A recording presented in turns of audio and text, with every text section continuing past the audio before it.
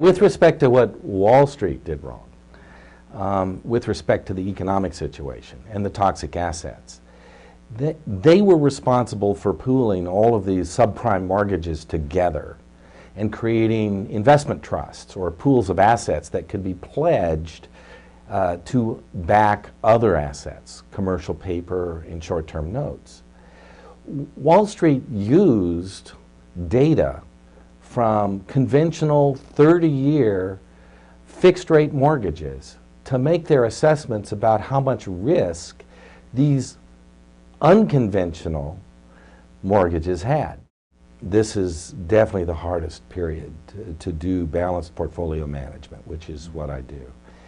I don't really see a ray of hope right now. The American economy typically bounces back, but right now there's nothing on the horizon that indicates the typical bounce. We're having sort of an intermediate term recovery, but right now I think people should have a high degree of liquidity in their portfolios, and they should carefully winnow down both their bond and stock positions to key core components, things that they can rely on over the long run no matter what happens. The most important lesson to learn is for the academic community, and as you may recall, I'm also an academic.